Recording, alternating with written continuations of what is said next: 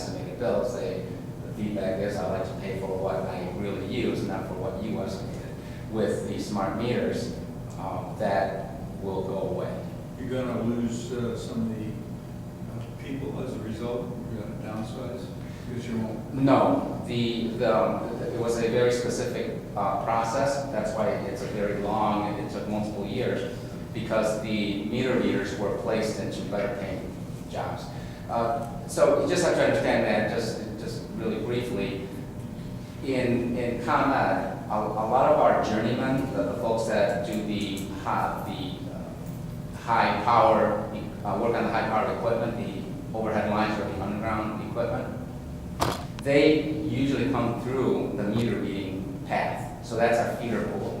And so really what this project did is accelerated that process for many of those readers, so they benefited.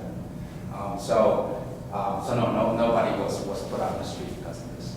So it was a win-win. And when we were going through the legislation about this, the downstate Illinois, they wanted to make sure that didn't happen. Okay? So what I want to do is I want to touch on the refusal question. And part of the law in Illinois, which is unique when you compare it with other utilities across the nation, some utilities, well, most utilities have an opt-out where customers can choose not to have a smart meter installed for whatever reasons. And in Illinois, there is no opt-out. There is a delay, right? So until the project is done, customers can choose to not accept the meters, but that is temporary. They can only delay it. They can only delay it, and that delay costs $21.53 per month. And the reason for that is, getting back to your question about the meter readers, right, is that by keeping the legacy meters, we are forced to keep the manual labor to go out and read those meters. Okay, so it would be unfair to charge those costs to all the customers. In this case, what the state of Illinois agreed with was to have the charges go directly to the folks that make that decision. Okay? Is that condition in your publication somewhere? Yes, it's in our tariffs. Yes. Well, I mean, as far, you say in your tariffs, but is it clear to the most casual observer to be able to know as a customer that that's a problem, an obstacle or condition you have? I don't know if you ever read a tariff. Sometimes it can get pretty legally. This one is pretty straightforward. It is very clear what I just stated. If you read it, it'll say, okay, that's... Yeah, but is that information provided to the homeowner, or do they have to seek it out? It's public information, and the letter that you get says that. Okay? So the letter says that point blank? Yes. Okay. Yeah. That it gives you, that if you delay, that there is a fee, and the fee is $21.53. Okay? I guess So- my question from earlier was, if the installation of the new meter, if I've got an old home, which I don't, but I'm just snarky, if I have It's an a old home that's going to require more equipment than is part of your standard installation, you've got to change it out, have to rewire some stuff, and that'll incur charges as a homeowner, I can't refuse. Again, we've yet to come across what you're describing, okay? But I can't say that can't happen. And under that circumstance, I guess we would have to work with the customer to see exactly what the work would need to be done and what costs ComEd would cover. Again, we try to cover as much as possible to try to make it as least convenient for the customer. But I've yet to come across a situation where the cost was so astronomical that we wouldn't cover it. So it would have to be a conversation with the customer to say what the situation is and then what the circumstances are. That's what you're describing is a very unique situation. Just a positive suggestion, I hope it's positive, that if there are situations like that, we won't run into it in Hainesville because we're not that old, is that at least you offer the customer a payment program. Yeah, we work with customers, but we're flexible. I think, let me just interject. The situation, the hypothetical you're using, so when we do the installation, it's really the meter fitting is all we're involved. I understand. So it's the jaws, for the 90% of the times when we're doing anything, it's changing out the jaws so that the meter socket is back to safe and sound. The scenario you're getting at, and Ron was correct by saying, if you present the hypothetical, it's possible, but you're dealing with almost a non-standard, non-safe, National Electric Safety Code violation situation. So it's something that's exactly, and you hit the nail on the head with the age stock of your home, or if the general maintenance of it, if the village inspectors or the meter readers haven't triggered an investigation at this point, it would have fallen through so many cracks, it's virtually impossible. Should have burned down. Again, in talking in pure hypothetical, we can't say it couldn't happen. Okay. But the vast majority of them are, the electricians we have on staff, they're changing out the jaws, they're rendering the connections back safe, redoing the frost loops, just different little tweaks that is covered in the legislation. So I just don't want to leave with the impression that, some customer, we show up to install a meter, and hey, here's a bill for $5,000. It's not something that the average homeowner wouldn't know that they had an issue sitting over their head all along. It's only $2,500. All right, thank you, Jim. Yeah, no, thanks, Carl. And that's what I was trying to get at. I wasn't trying to be evasive, I just haven't come across the situation. But what I am going to cover, though, are the situations that I am hearing about, and I just want to be, again, transparent about this. There are 3 reasons why most customers are refusing or delaying, okay? And these are the reasons that most of the customers get on what we would call the rider NAM, the $21 fee. So primarily, these are items where, again, our team tries to educate, inform, and work with the customers to make sure that they get the facts. Because there's a lot of information out in the internet, just as efficient as you can get some good information through the internet, the internet is also very efficient about getting bad information. So here are the top 3. Security. Okay,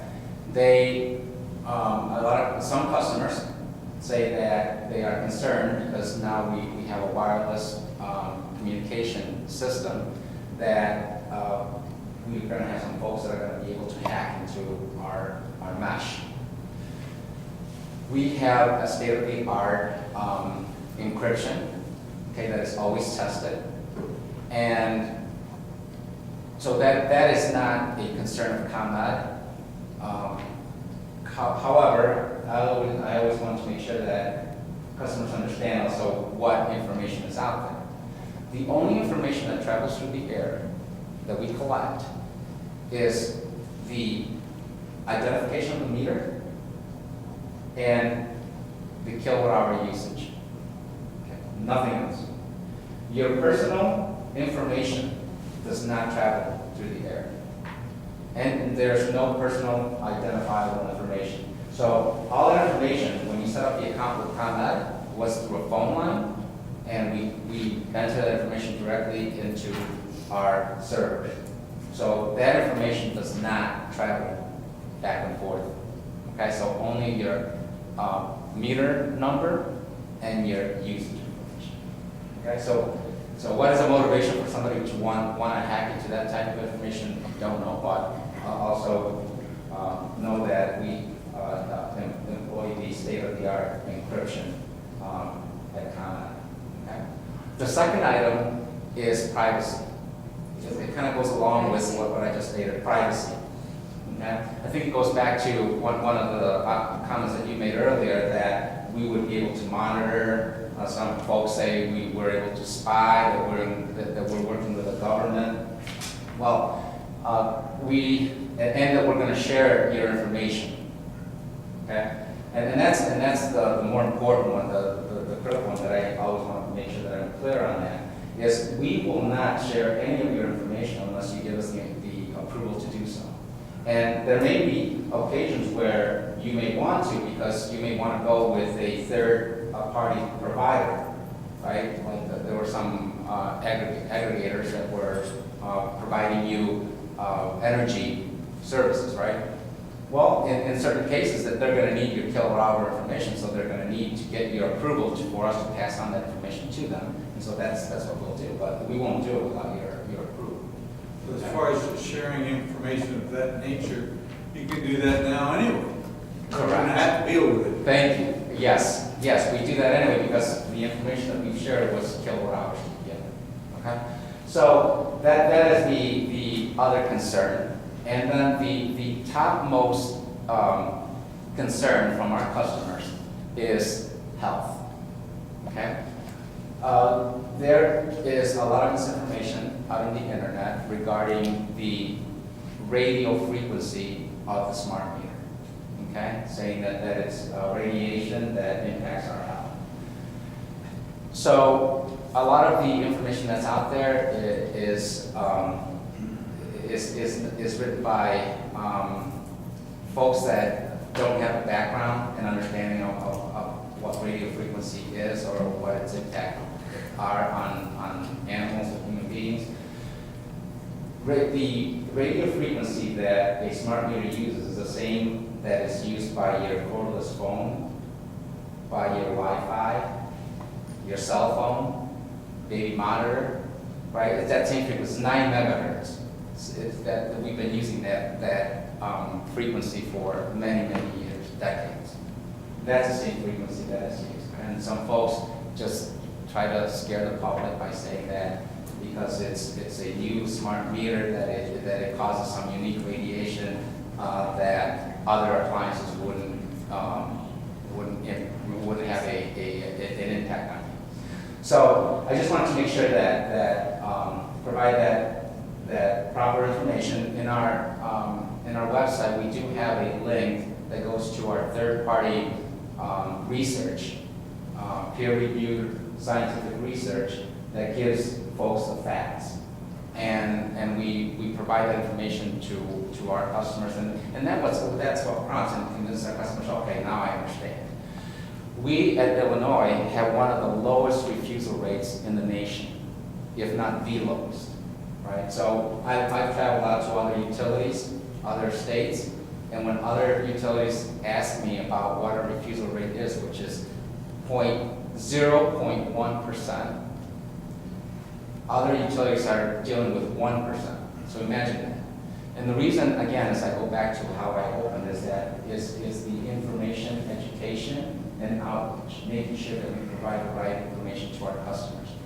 And that has paid many dividends. And again, there are a very small population of customers who have opted to, for their own reasons, not to accept the meter, but for the majority of the public in our customer base, the 2 million meters that we've installed, 0.1% have refused and are currently accepted to pay the 2153 fee.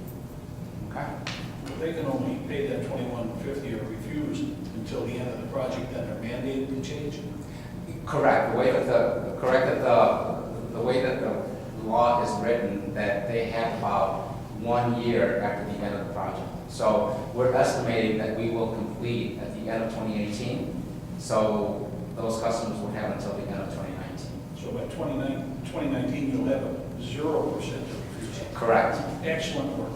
Correct. And so if they don't comply, you just cut off the power. Well, hopefully by then, more customers will, and I've seen that. As customers have been paying this fee, they call us again, we provide them the information, and then they have a change of heart.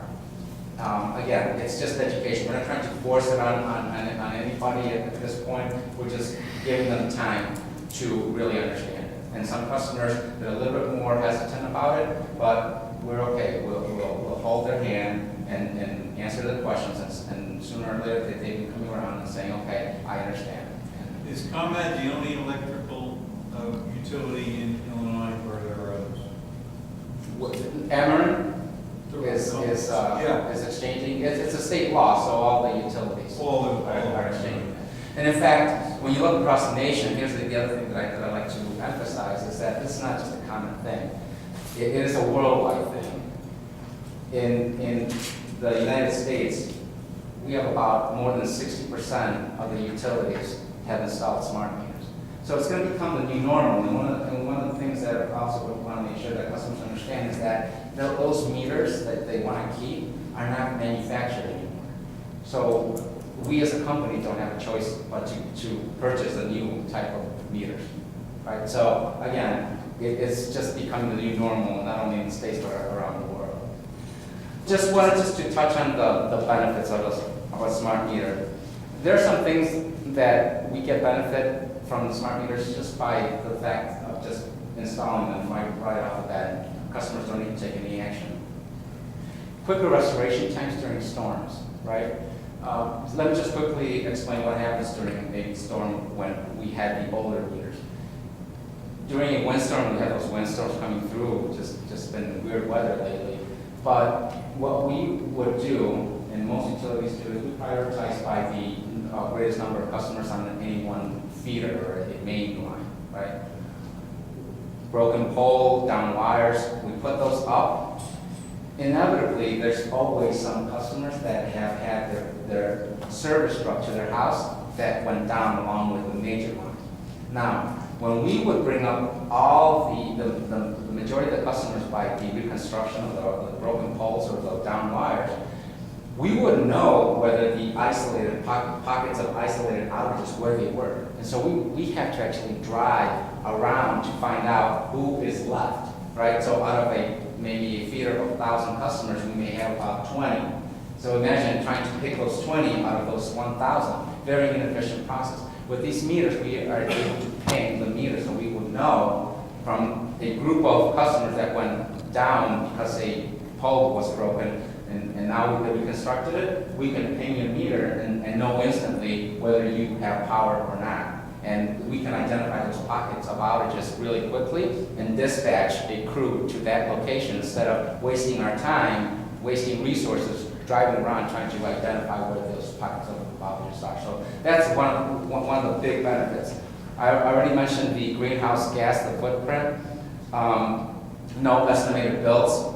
I also emphasize that. And then one of the things that we're doing right now is, again, this is new technology, so doing analytics to predict, to do predictive maintenance. So instead of waiting when areas, neighborhoods may be having low voltages or because there's a transformer that's ready to have an outage, we would have the ability to perform analytics so that we could identify those issues before you get an outage. And so, again, being more proactive rather than reacting to an outage. Now, those are things that benefits that you get without doing anything, just by the mere fact of having the technology there. But as I mentioned earlier, we do have programs.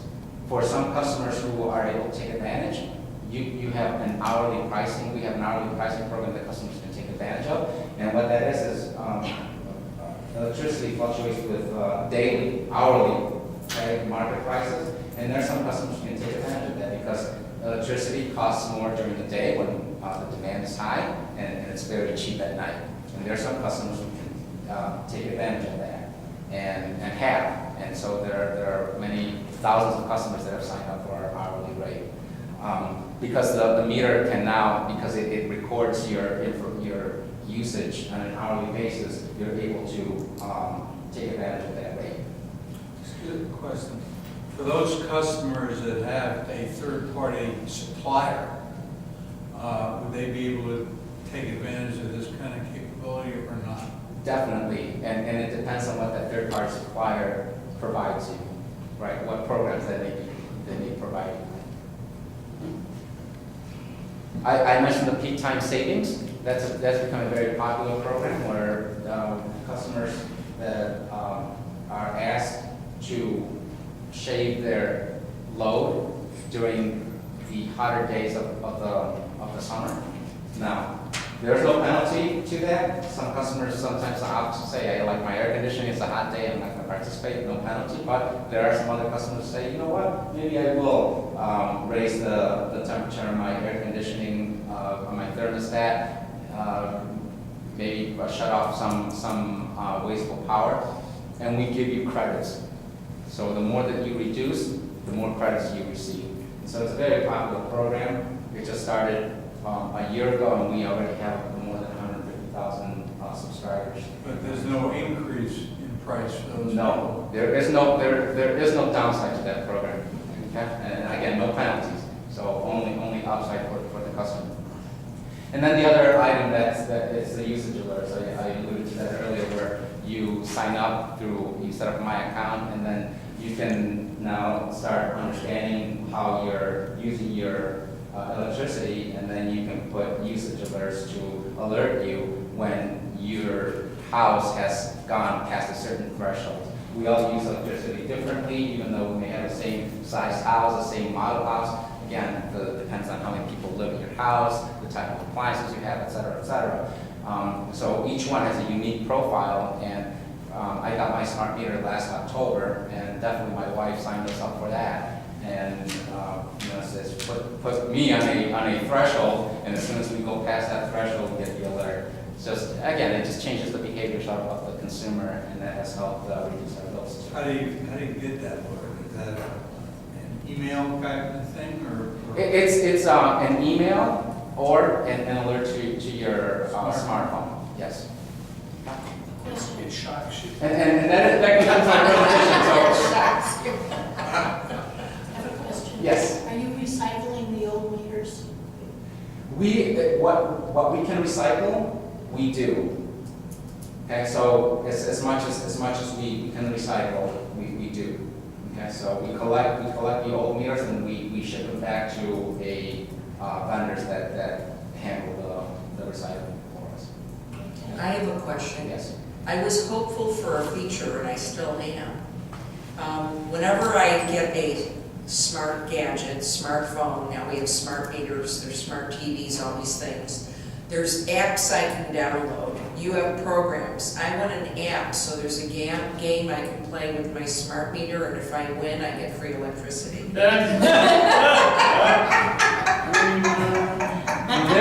There is He's snarky, I'm goofy, that's it. No, that is, believe it or not, there is a pilot program that started in December. I forget what the name of it is, but it's not exactly that, but it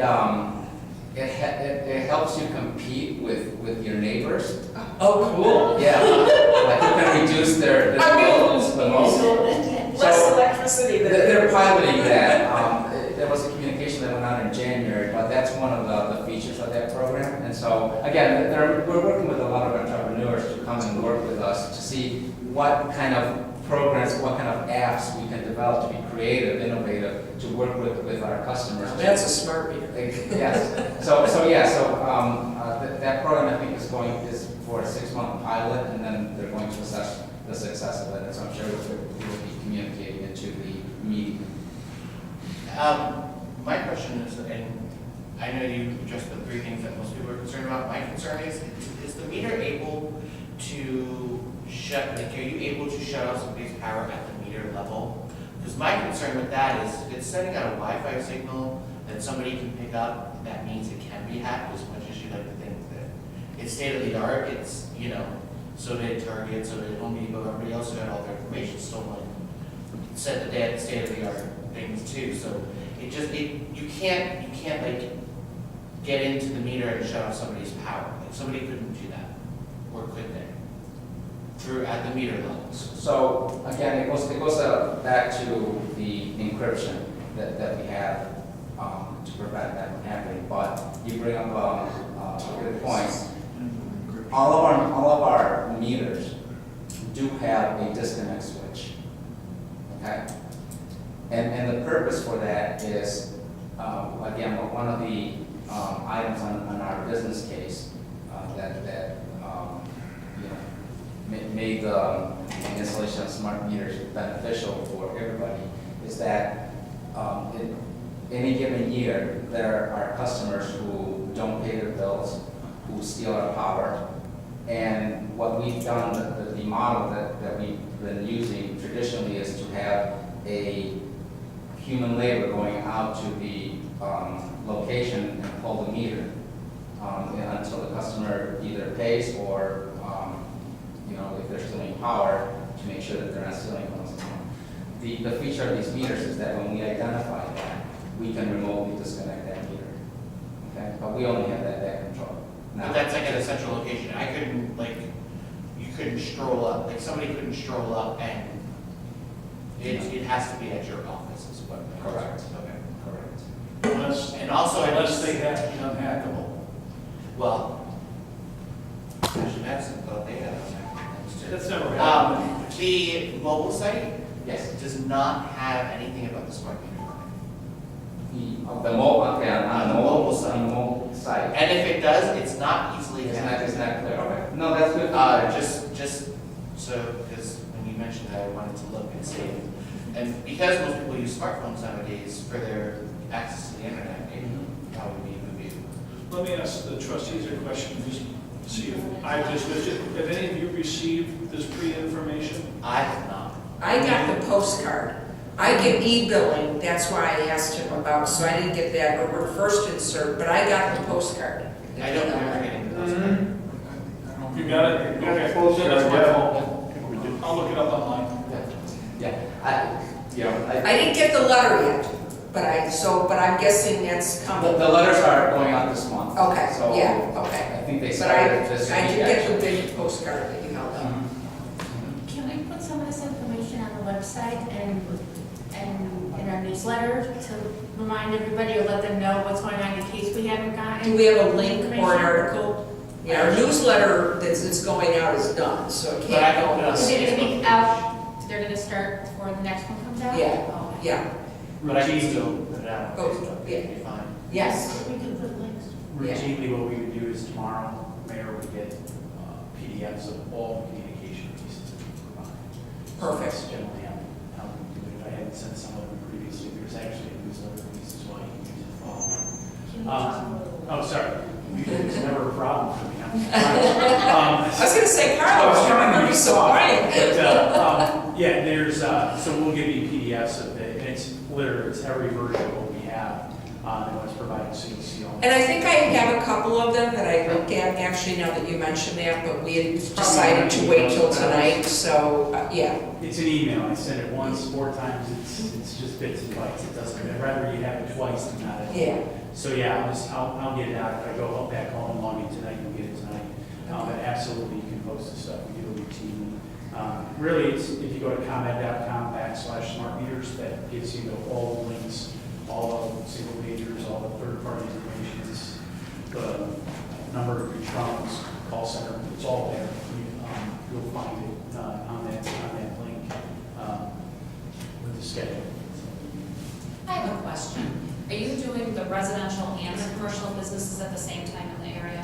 So like, for instance, with our village, with our electricity being used at our lift stations and our water tower and that, we will definitely get a letter to say when you're gonna be there, so that way we can have the proper people there on site, just in case we do lose power at those important infrastructure. Yes, yes.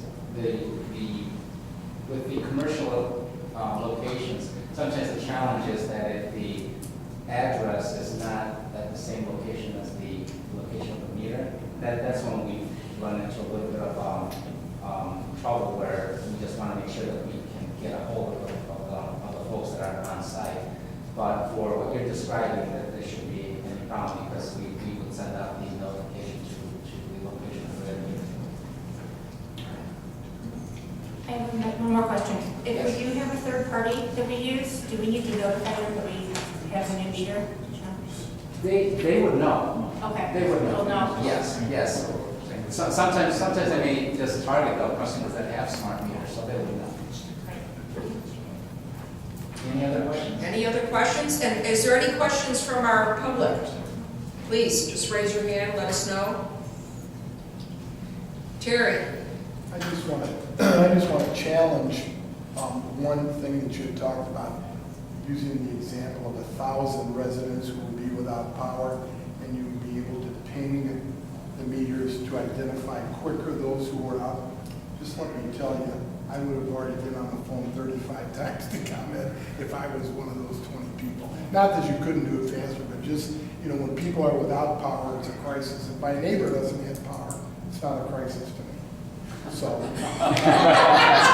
Right, but to clarify what the benefit for us is, so what he is explaining and what you're getting at, first of all, thank you for calling in, because as the system sits today, if you don't call in, we don't know you're out of power. So, so call as many times as you want, or, activate the app, texting out to us.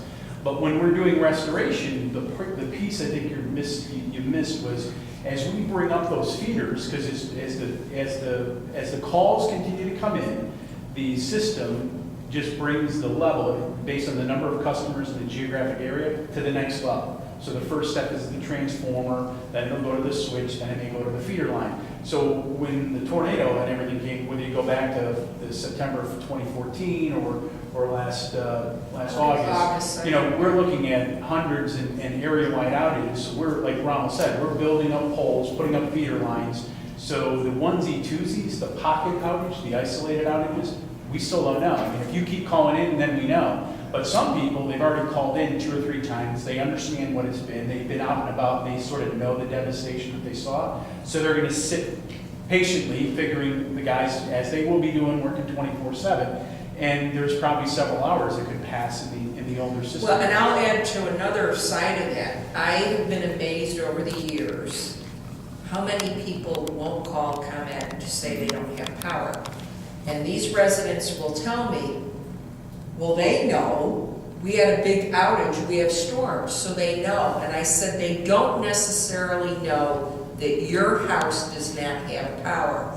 And as you were explaining earlier, because I had this happen on the west end of town, the older section of town, we had an area go out, whether it was a line or a pole, it was fixed. But the service line to 2 of the houses, okay, were in disrepair. These people never called. They called here yelling and screaming. How could they be without power 48 hours? They knew that most of the town was restored. And I said, well, what is ComEd telling you? They never called ComEd. And while they're driving around checking things, they never had caught these houses yet. So people don't understand how antiquated the old system is. I said, until you call them and specifically tell them your address, they don't know necessarily that you still don't have power.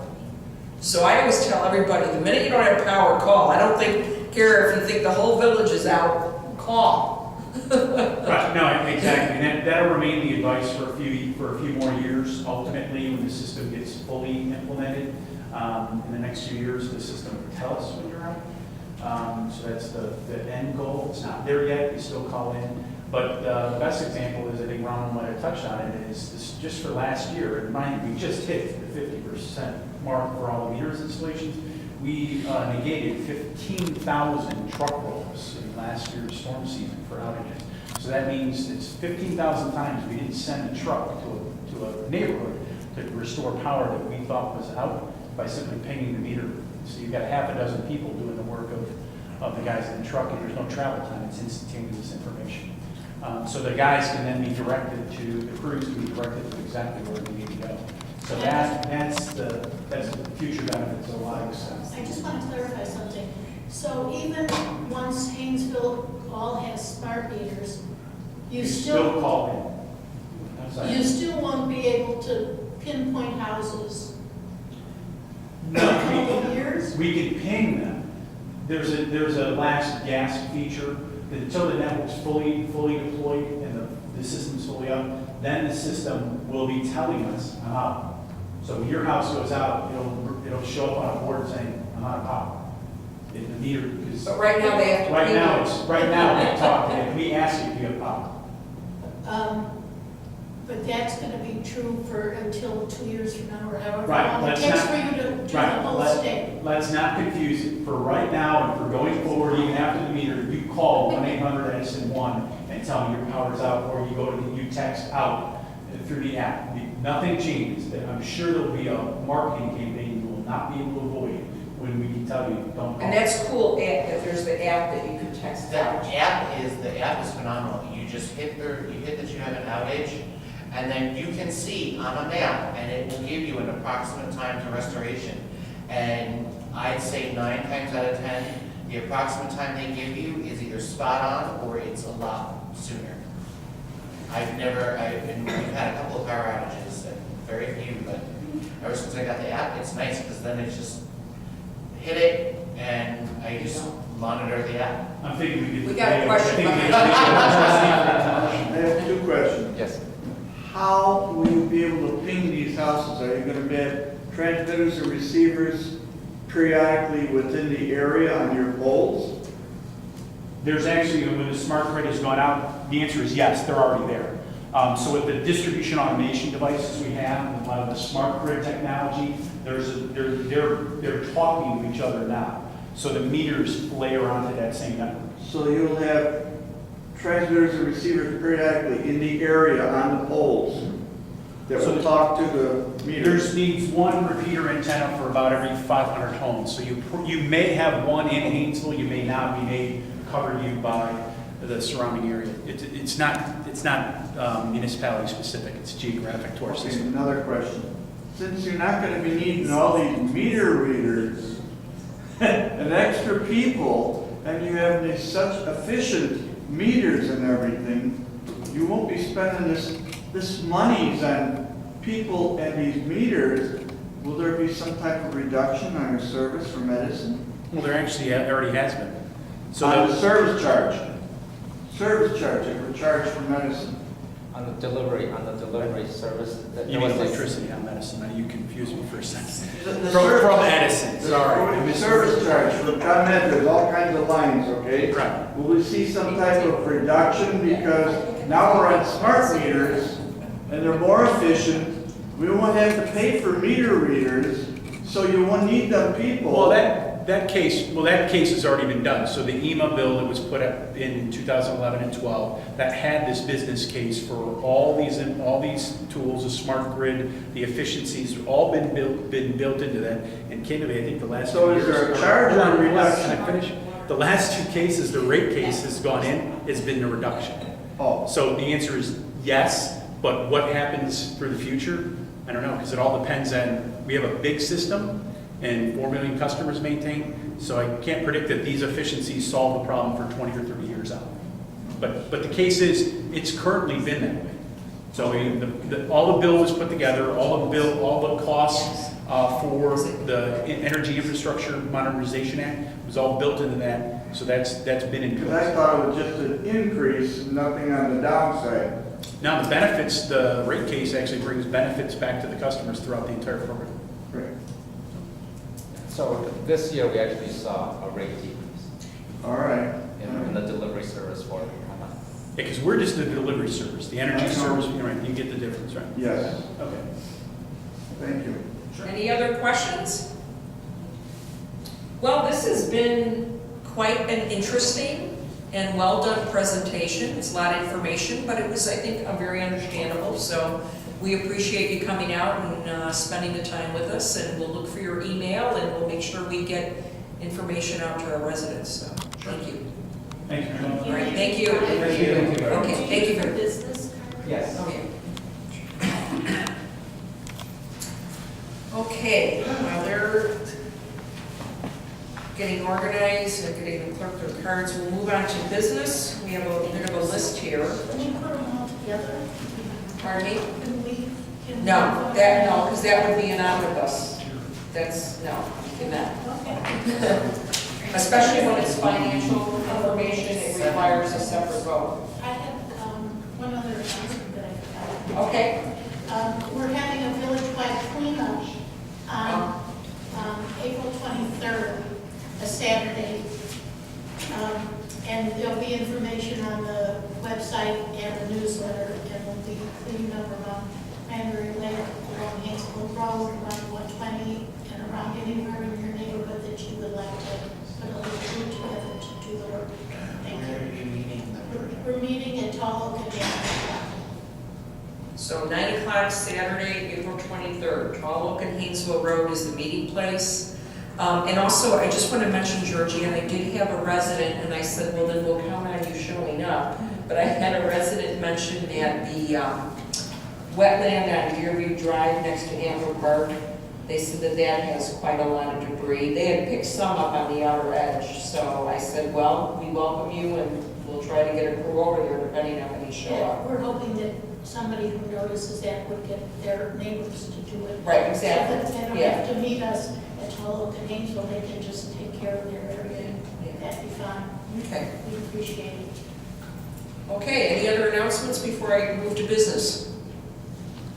All right, first item up is the approval of the appropriation ordinance fiscal year 2017 for the Village of Hainesville. So moved. Second. Roll call?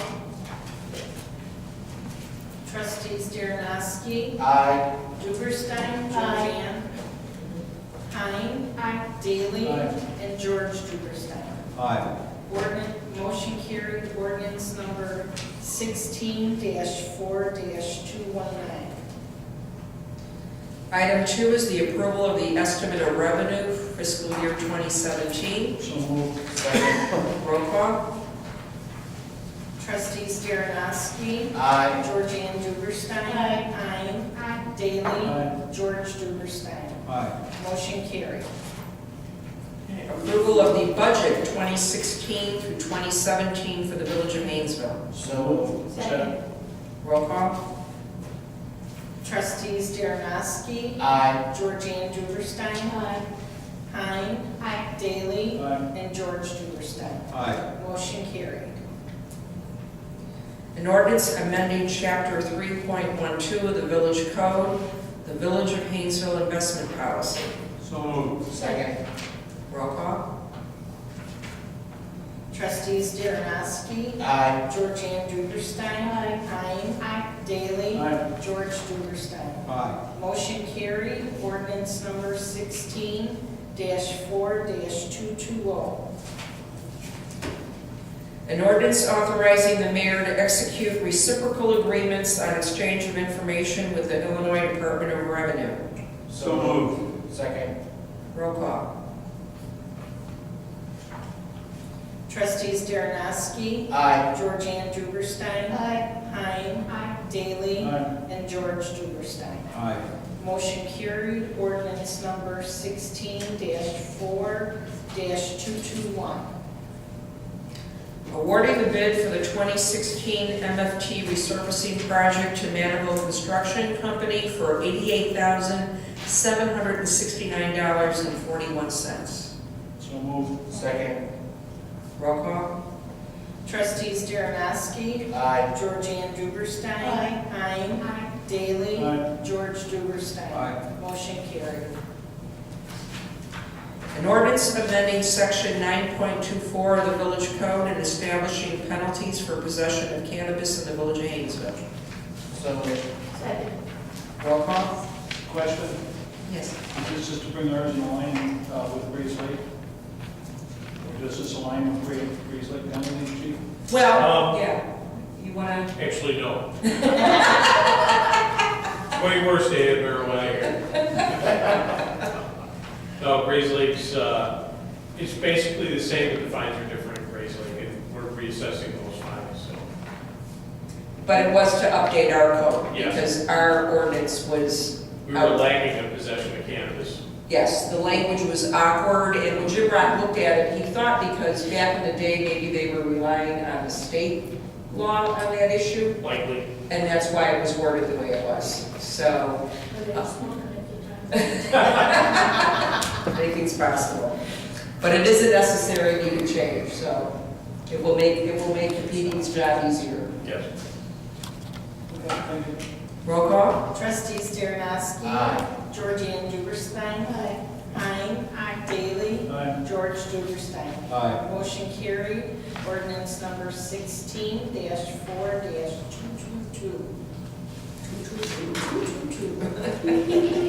That'll be an easier one. I remember already.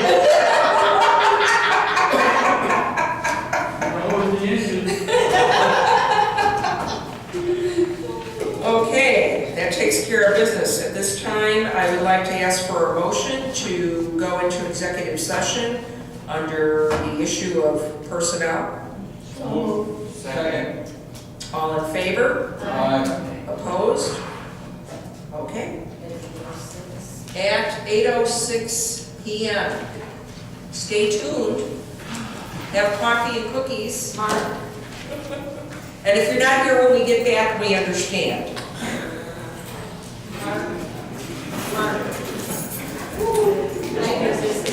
Right there. Yes. Mark's like doing.